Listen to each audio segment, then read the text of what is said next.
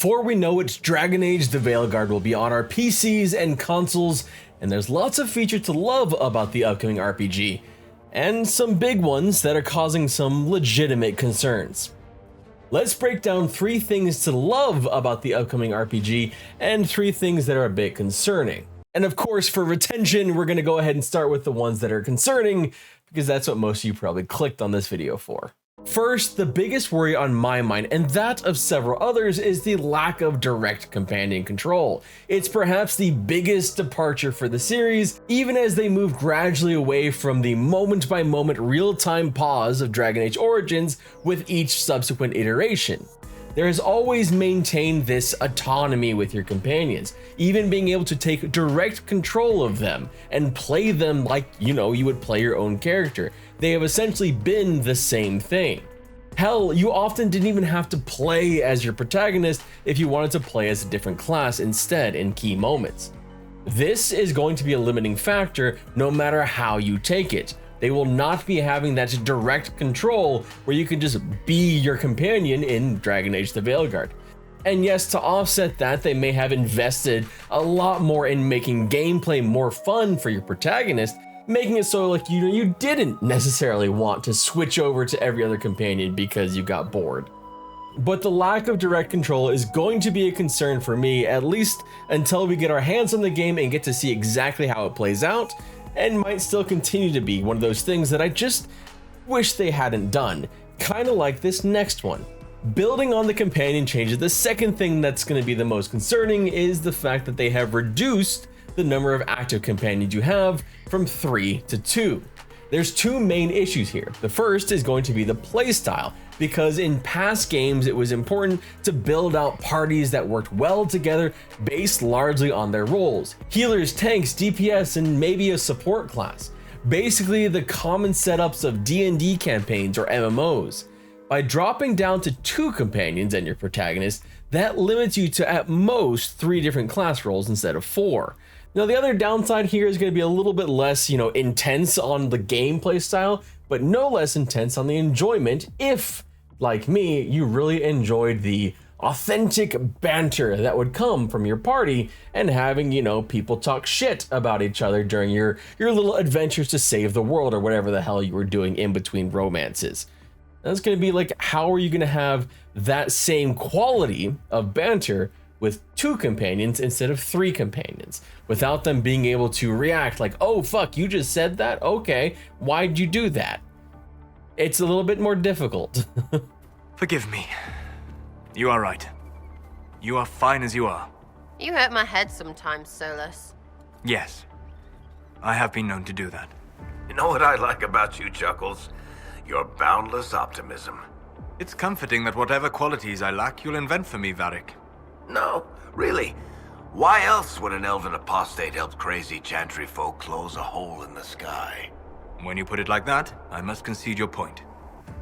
Now granted, even in the prior games, there wasn't exactly a ton of talking between all 3 companions at the same time, bouncing off each other, but I have to look at recent games like Baldur's Gate 3, which were able to have banter between multiple companions at once, using kind of like logic of who's in the party and working that way to think, damn, that would actually add a lot to this game, wouldn't it? Not a possibility when you only have 2 though. Banter between companions created some of the most comical moments in the RPG series. An RPG series that was sometimes getting pretty heavy or emotional, dealing with very heavy concepts and dark themes. There will of course still be banter with the other 2 companions, but this adds yet again another limiting factor. And if you've seen something here in the first 2, it's the limiting factor that is being put on the companions that was not there before. There's no real way to slice this as, oh, this is awesome and great. It just feels like a limit. Doesn't mean that the game itself will not be great, but these are still legitimate concerns to have going into it, at least until we get our hands on it and see if it actually plays out better. And this third concern is one that has been prevalent for about 5 years so far, if not longer than that. It's how long this game has taken to develop and if it will feel outdated. Development reportedly began on Dragon Age's 4th installment all the way back in 2015. the year after Inquisition launched. That puts this game on a 9-year development cycle, and 9 years in gaming is a very long time. Games have changed significantly since 2014, and so have what audiences want. And granted, some of those changes have oftentimes been like for the worse, with all these ridiculous microtransactions that get loaded into every single freaking game now, in like day one DLCs and fast travel for pay. You know, it's kind of ridiculous to see this in first-person games, and at least thankfully, that shouldn't be present in this upcoming game, as they are planning on no day one DLCs as far as we know, and then no pay for fast travel. And thankfully, no loot boxes. And all of this was actually a concern with this game through its development cycle, because we didn't know what they were going to be doing, as it reportedly had multiple resets and how the game was going to be made, going from like a multiplayer focus or a live service game to what it is today. Here's hoping that 10-year development cycle has been for the better, but there's one part that's always going to be a concern when you're stretching this far back with your development. Things have changed with what the dominant platform is when it comes to playing games. We have moved further and further away from games, especially RPGs, being dominant on consoles versus PC in that time frame. PC has steadily grown to be a larger and larger chunk of the audience, while console has roughly maintained its own chunk. Visual Capitalist had PC revenue in 2015 at $28 billion. And console revenue at $23 billion. Pretty close right there, and just a couple years before, it had actually been exactly the same at $23 billion. By 2022, PC revenue had risen to a huge $45 billion, to consoles $30 billion. About a 60% increase for PC and a 30% increase for console in the same period. Point being that times have changed, and building a game strictly for console is probably going to upset more players than it would have in 2015. Although the flip side of that is, as long as it is optimized on PC and it works well on PC, even if you have to use a controller, well, we have access to those. But those are my 3 biggest concerns for this game. How will it work with fewer companions? How will it work with less direct control over your companions, at least in movement of your companions? And then will it feel outdated with a almost decade-long development cycle that I don't think any single-player game wants to have? A 9 years is just too long.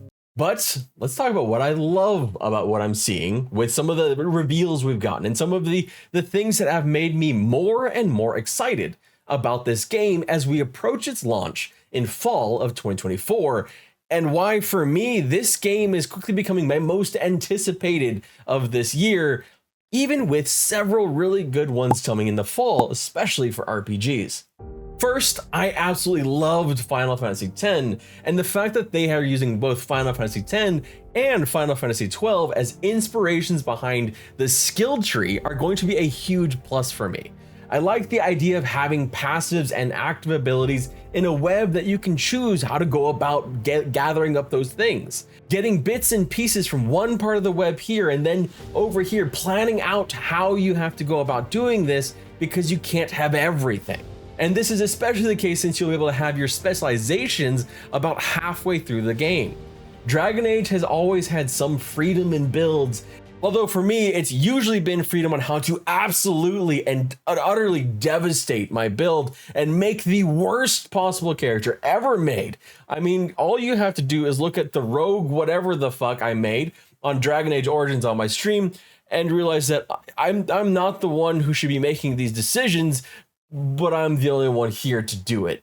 But with the skill web, with this skill web, there's an ability to kind of look forward and plan out what you're going to be making and what kind of character you want to make as you go through the game and pick up key elements here and there, things that are really going to enhance the way that you want to play the game.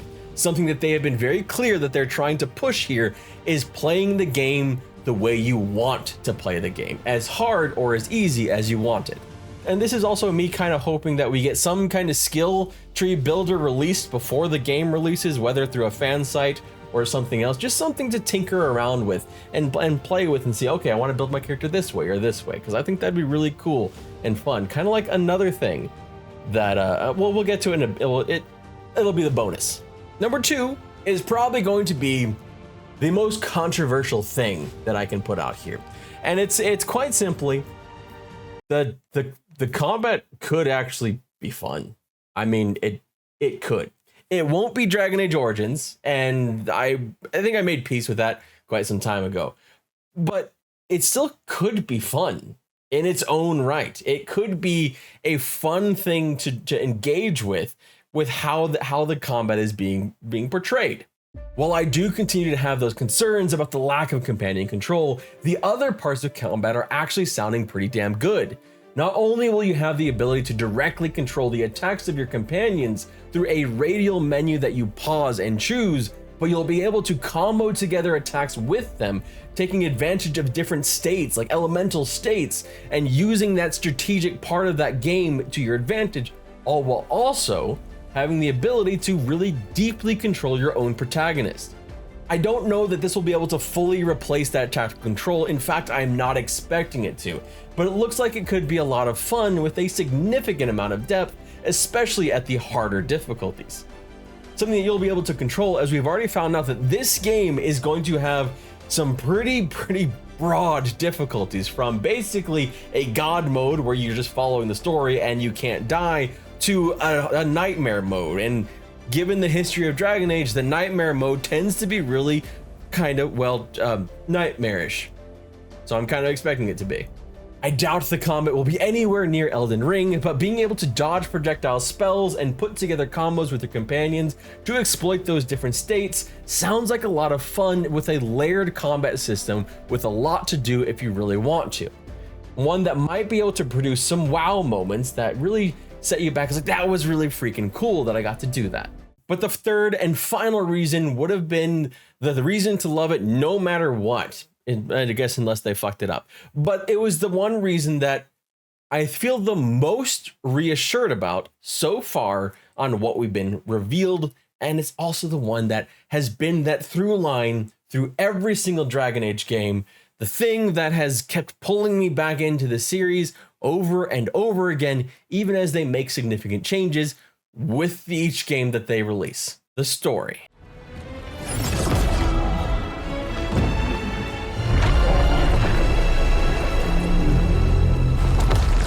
Hey, Chuckles. Hope I'm not interrupting.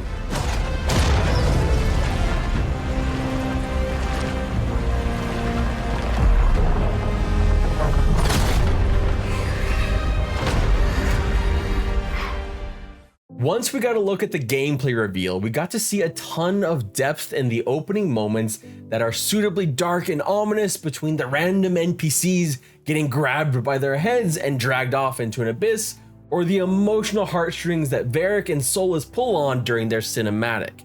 The story already feels very Dragon Age in that way. Granted, in a very little bit that we've gotten to see so far. But it sounds like it might even be helped along by the reintroduction of a sort of origin for your character in the form of factions, something that gets referenced in the gameplay reveal, which we might provide some replayability. Kind of like in this instance right here, where Scout Harding specifically references that you are a shadow dragon, one of the factions in the game, obviously meaning that if you were a different faction, there would be some kind of different interaction here. There's no telling how much in-depth this is going to be, but at least it's there and it'll be something, and we can hope that it'll be something more than we've gotten in a long time. A little bit of relevance to the backgrounds we pick. Right over there. Where's Nevgalis? Wasn't she at the meeting point? The Venatori got to her first. They grabbed her before we arrived and paid off the bar owner to keep it quiet. I'm not surprised our detective did something to piss off a cult of murderous blood mages, but their timing stinks. The bar owner said the Venatori took Nev to Dumont Plaza. Can you get us there, Harding? Rook, you're with the Shadow Dragons. I figured you'd know Minrathous better than I do. Sure, but Minrathous is huge, and this is nowhere near my neighborhood. I can try. Don't worry, scouting's my specialty. Follow me. though I doubt it'll come anywhere near as close as the origins we got in Dragon Age Origins, the game, but it's still a far cry better than, say, Dragon Age 2. No shade to Hawk or anything like that. I mean, I cosplayed as Hawk once, like that. No shade there. Well, I said that I would have a bonus, and I mentioned that bonus would have to do with customization, and something that I would like to see maybe released beforehand. Character creator seems like one of the things that this game might be doing better than any game before, and not any game before, but any Dragon Age game before it. Creating a lot of ability to customize your character the way you want to customize them. Make the character you want to see. And I'm reminded of another game that released earlier this year that did an excellent job with their character creator and actually released their character creator beforehand. Dragon's Dogma 2. So here's my call, here's my request. Can Bioware please consider releasing that character creator just a little bit early? Let us get in and start making our characters and transport them into the game itself. Because wasn't this time a really fun time when we got to see things like this made in the Dragon's Dogma character creator?